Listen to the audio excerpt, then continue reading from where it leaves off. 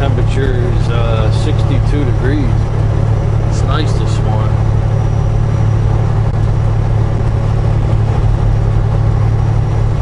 Starting to get into harvest season up here.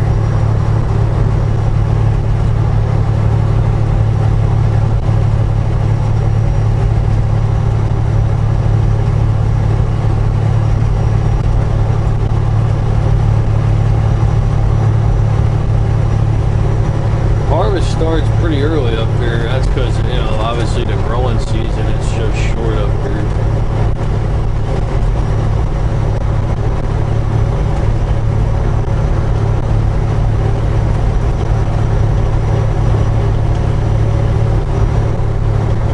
Anyway, I got some this weekend. Andrew and I, my son, we have some work to do at the house. We got to do some cutting down trees this week. There's this big dead tree by my house that died. I want to get rid of that. There's another one that's a little too close to my house I want to cut down.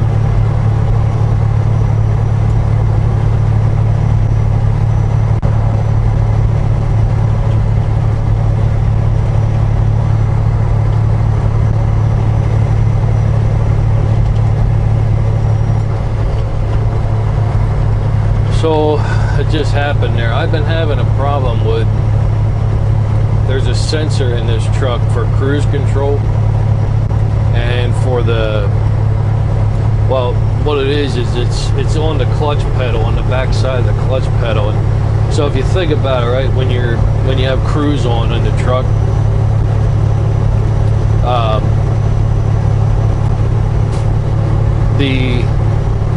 like when the cruise control's on, if you touch the clutch or you touch the brake, it shuts your cruise off. Well, there's a sensor in there that controls all that, and those sensors are notorious for this model Peterbilt 389s that go bad.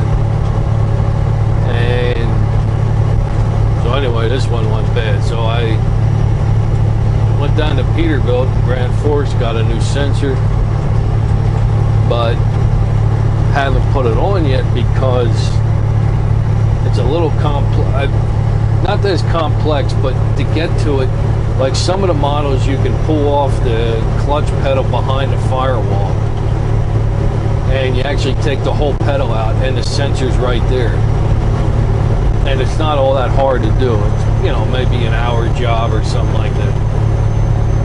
But this particular model, and I don't know whether it's because it's a glider or, you know, it's not stock, I don't know, but that's not the case. You got to get into it from underneath the truck here, and you got to remove, it looks to me like the only way to really get to it is to remove the left air tank here, the holding tank.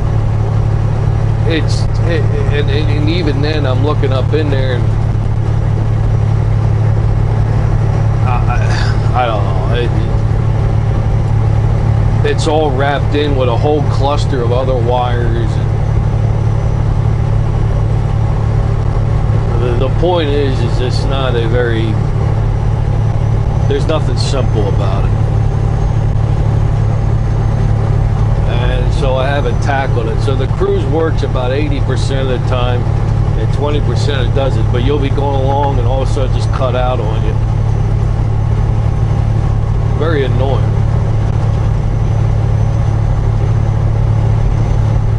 More annoying than anything else. So anyway, yeah. And there's something else electronically in this truck, because I noticed this morning I turned it on, I have no odometer. It's all digital. But for some reason that's not on either. So I don't know. I guess I should have it. I guess I should take it in and have it looked at. See what the heck's going on with it.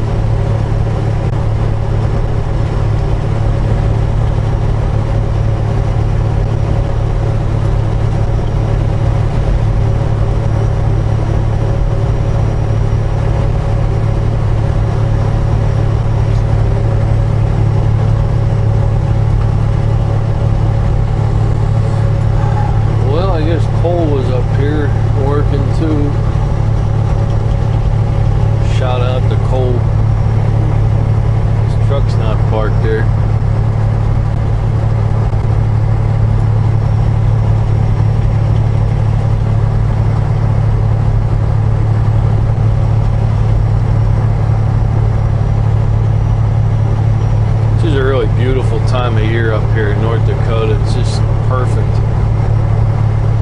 Now it's August, you got the harvest starting. It's the last few weeks of really warm weather. The bugs are starting to diminish in some capacity. Yeah, it's nice. It's a very nice month, August and September up here. After that,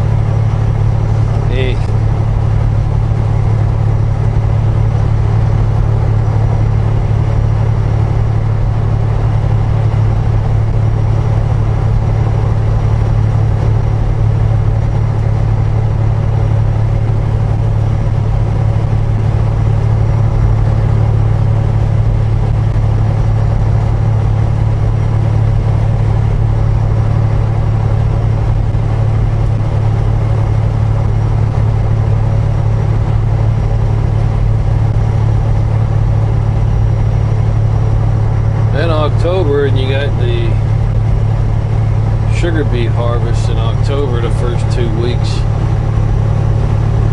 Man, I hope I don't have to get involved in that this year. Every year I try to avoid it, and about 3-4 days into it, oh, one of the guy's wife stubbed her toe and she has to go to the Mayo Clinic and all this, and I end up having to come over and fill in for 3-4 days, which turns into a week. How about for those 2 weeks, nobody does anything but just sits around and doesn't get hurt, so I don't have to work in the sugar beets harvest.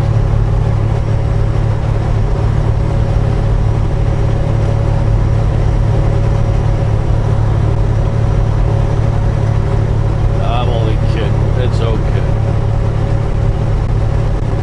There's elements of it, not really. I don't like it at all. It's kind of a lousy. It's not very fun.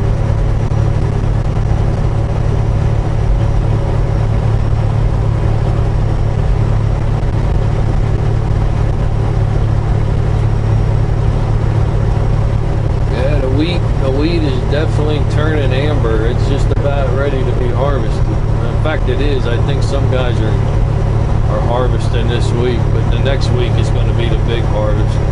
That's when it really starts. But yeah, wheat is definitely turning amber.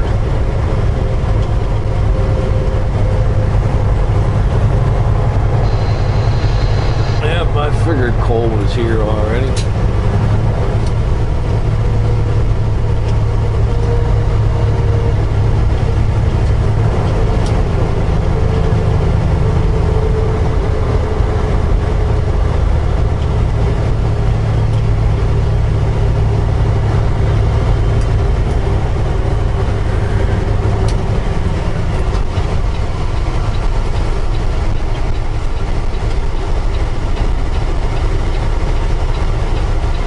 Well, nobody's hauling in anyway. That's a good thing.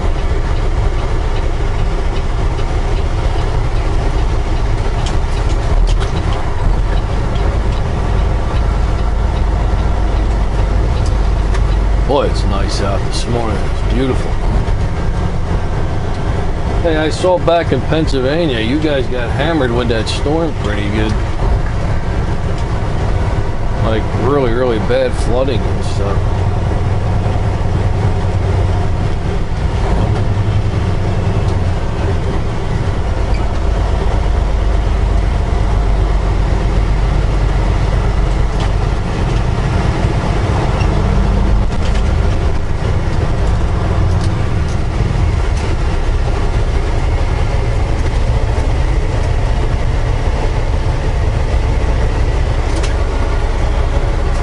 Okay, I can open the tarp right quick.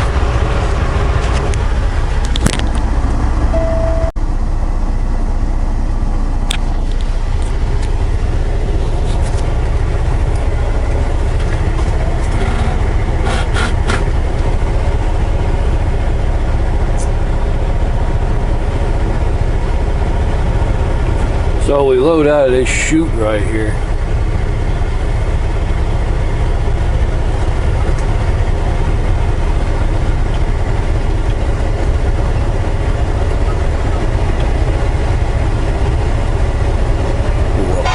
out there.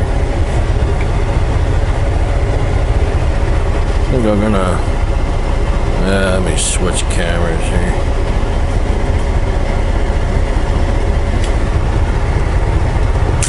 Hang on.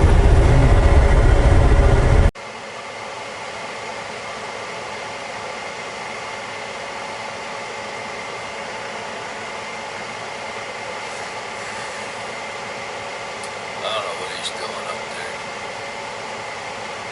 Probably switching bins. I can get rid of this. I'm not talking on it.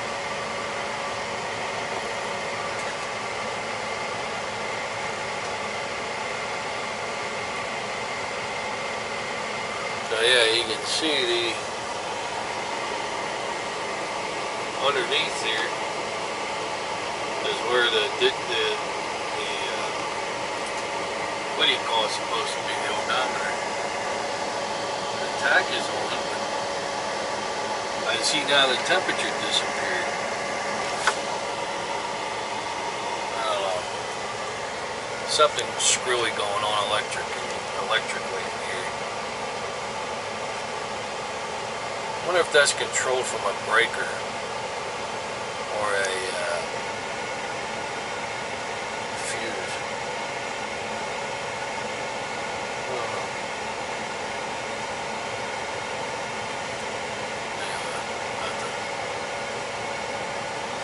I'll have to YouTube that and see if anybody has advice on YouTube. Somebody always has advice on YouTube about this stuff.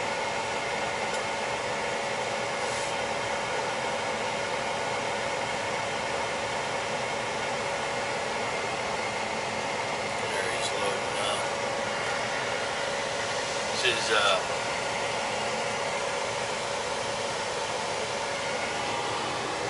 so beautiful out this morning.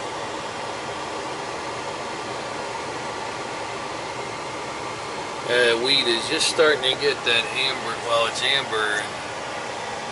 The other thing for sure, like with the wheat, when it starts to, the head starts to lay over like this, then you know it's ready to be harvested. So the seed has to be, well, I guess it dies, right? It would be, technically the seed would be dead, and then they harvest it.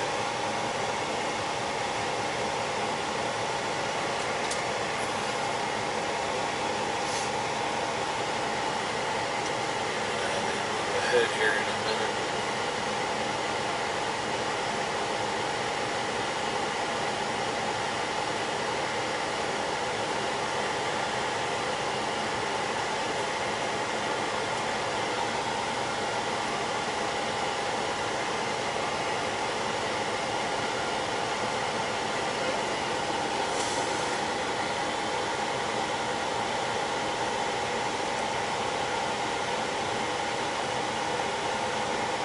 I need a haircut and I need to lose about 30 pounds.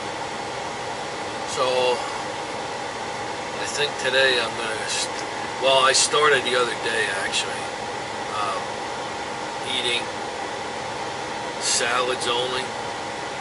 Like my ex-wife and I at one time, we did this thing called, was it Eat to Live? I think it was called. Basically you become plant-based diet. No meats, just vegetables, fruit, lettuce, plant-based. And man, what a great way to live. How you feel and everything, you lose weight and all that, it's great, but not always easy to stick to, you know. So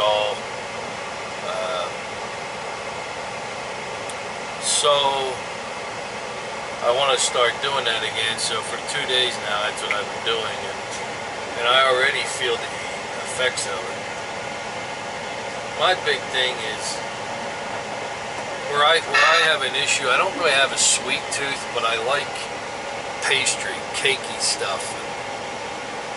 That stuff will kill me, especially in the morning with a coffee. Like you get a coffee and a nice muffin or something. That's the stuff that'll kill you. Okay, I'll see you guys in a bit when I get over to drink.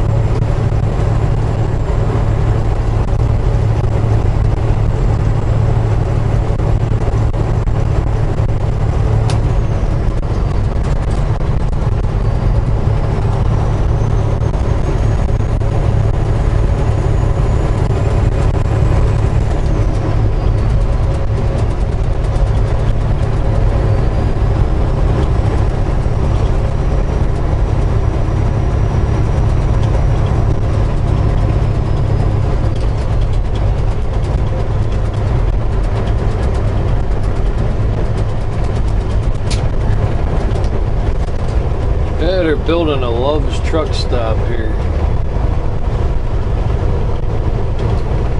Never thought I'd see the day they built one of them here.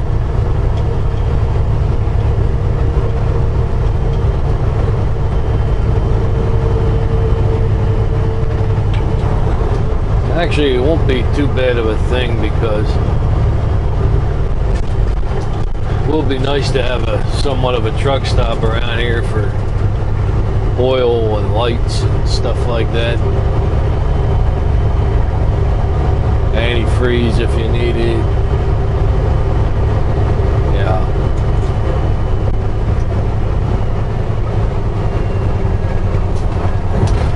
Plus, it's going to give Cynics here a run for their money because Cynics is the only game in town for when it comes to like food or diesel fuel.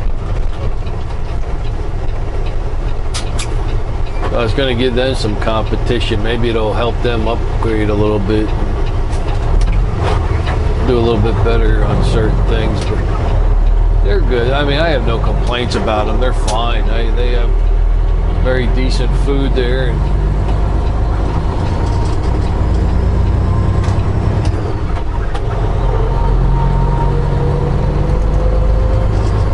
however, I always think competition is a good thing. That's capitalism. Socialism, you don't have competition in socialism.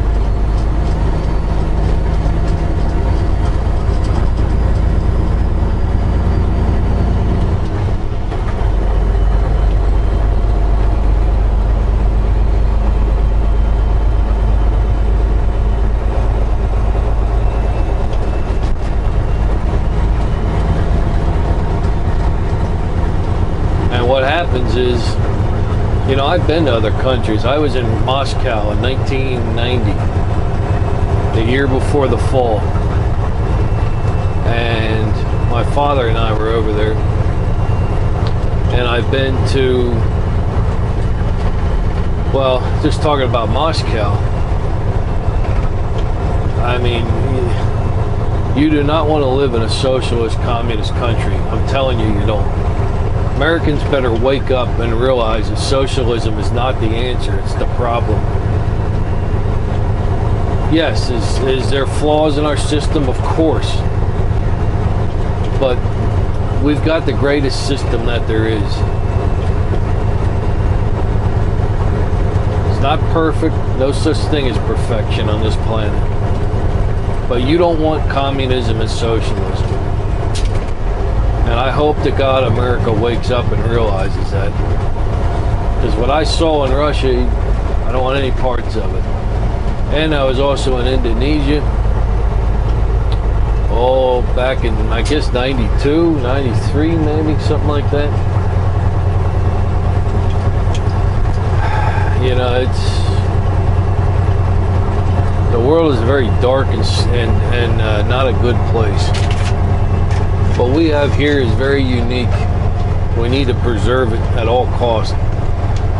But I don't see us going that route, sadly.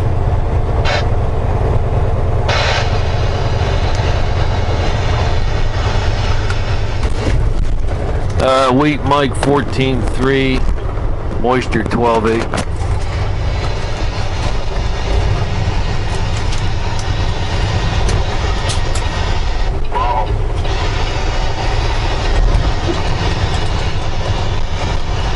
Well, I'm glad we're not going to A, huh?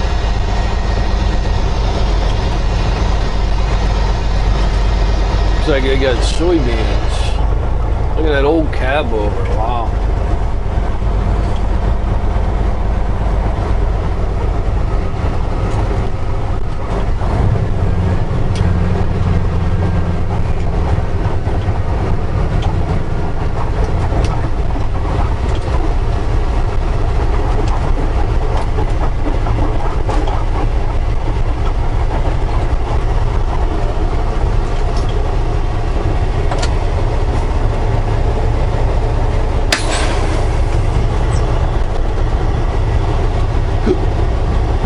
Excuse me. There. There goes the mic.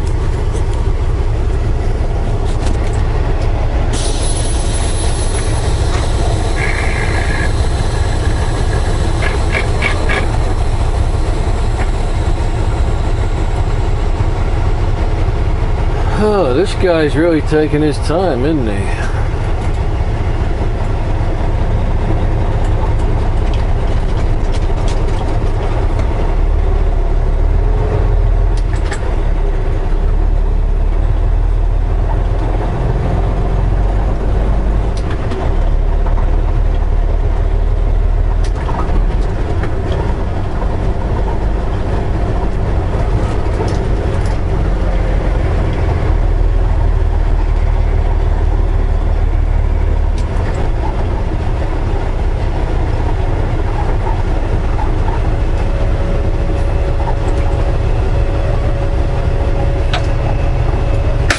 Alright, let's switch cameras again.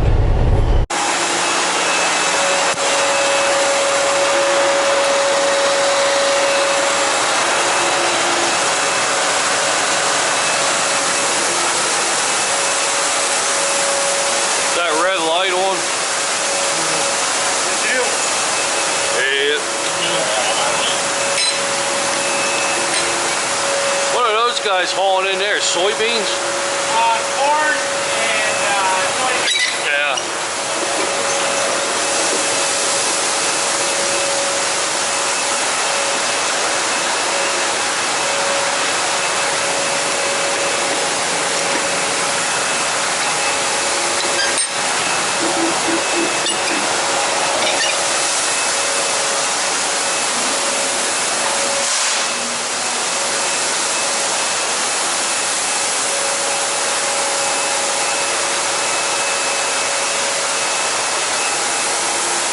Are these guys harvesting now, or?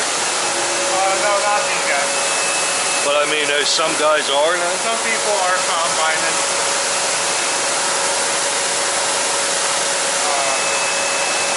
So far, a lot of them are going to the bins. Yeah. But when their bins get full, eventually they'll start coming here. Yeah. We're thinking about probably another 2 to 3 weeks, and we'll be really swamped. Yeah.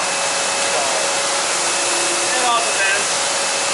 If it's talking about raining Friday night again. Yeah, I saw that. So that might put a halt to everything again. You know, even an eighth of an inch of rain will freaking shut everything down for 2 days. Yeah.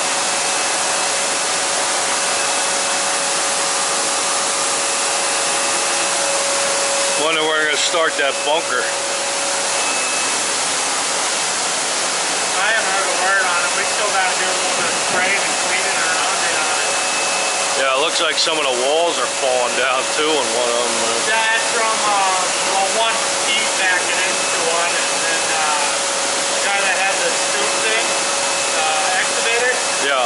he hit a few of them, so we got to replace those.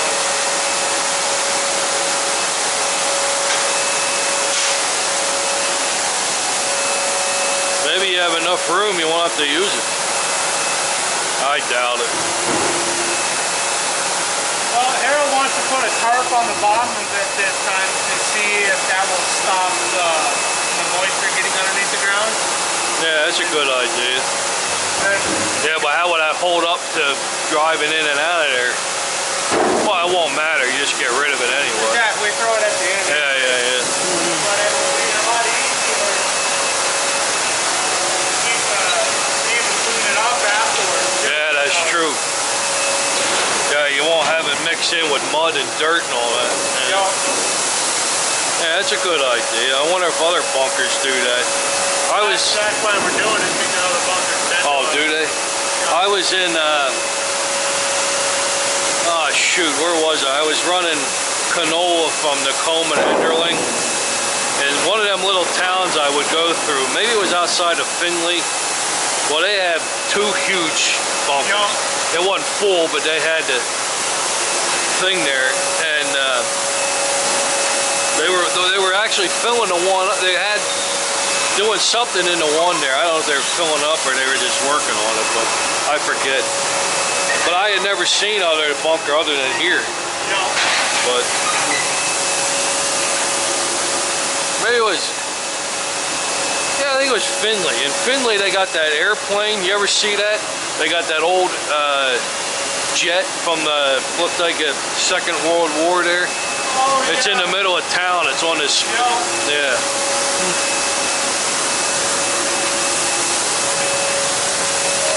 I don't know, maybe some guy lived there that was a pilot or something. I don't know.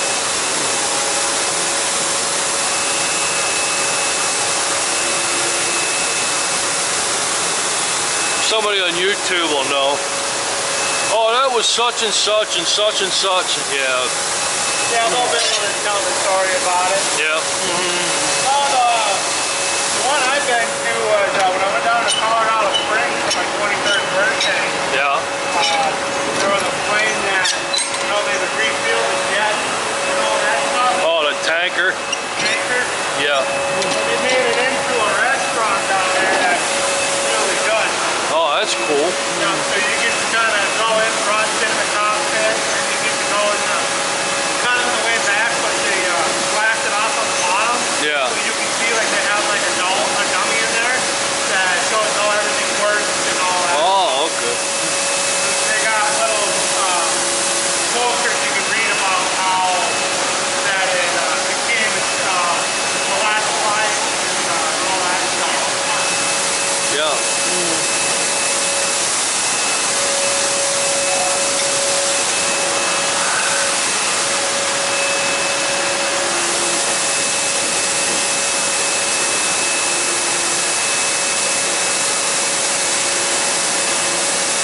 Getting another train in here at all? Well, we're supposed to be getting a soybean train, but when it comes in, no clue.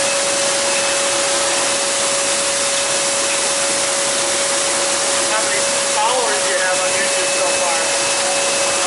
I haven't checked lately, but I'm not sure. A couple hundred maybe. It's more. What I found about, what I learned about YouTube is it's not so much your subscribers, it's how many views you get, you know. It takes a while to build it up. Plus the other thing is, if you think about it, I do the same thing all the time. So you got to kind of find ways to kind of keep it. Well, exactly. Just have it record while you drive down the road or something. Yeah, you got to talk and come up with, you know, I mean. Yeah, that too. Because it's the same thing all the time, you know. It's just, all right, I'll see you.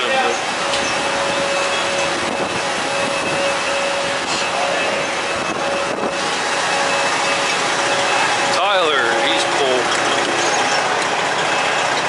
I'll have to tag him in there.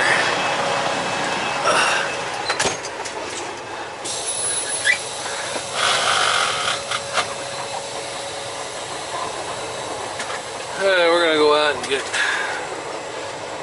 something to eat at the Cynics here.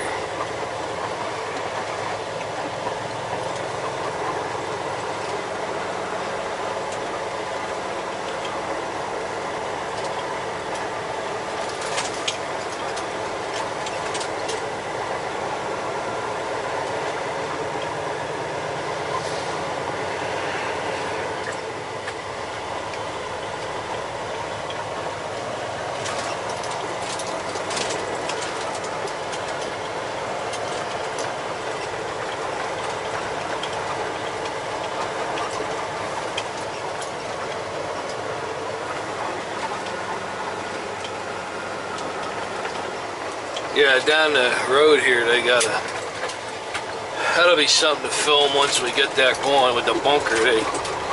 They just pile, during harvest, they run out of space real quick here because they bring in, probably 1 million bushels of wheat or so during harvest, maybe more, I don't know. And so they run out of space real quick. So down the road here, they have a thing called the bunker, and it's this high wall. I mean, there's these walls that face out like this, maybe about 3 feet, 4 feet high, and they just pile the wheat right in the ground, and it begins to fill up, and you know, it begins, as it fills up, it leans up against these walls, and you have this huge mound of, it's like a stadium-sized pile of wheat. And I would say that there's Jim. I think it's 800. They can get close to 800,000 bushels down there if it's completely full. So it's a pretty neat process when they're loading it.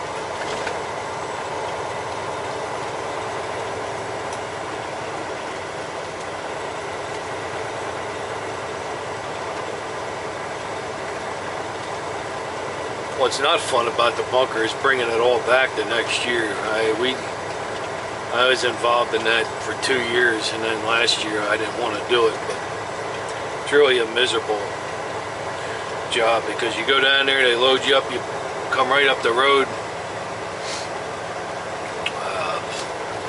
300 yards, turn in, probe it, go dump it, go back. I mean, all day long you do that, and it just drives you crazy. It's hard on the truck, it's hard on you're constantly clutching, and it's not fun.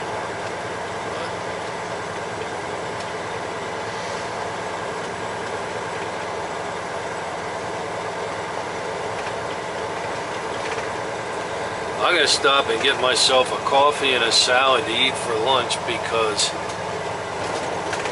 yesterday, with all this new construction going on down here and up the road here, they were doing they were laying some fiber optic cable and stuff. This got so busy in here yesterday, I waited about 20 minutes to get a salad, so I'm gonna try and hit it a little earlier now. Hopefully be able to get in and out pretty quick. I couldn't believe how busy it got in here yesterday. A lot of times you come in here, there's only one person, but there's just a lot of construction going on right now, so it's kind of busy.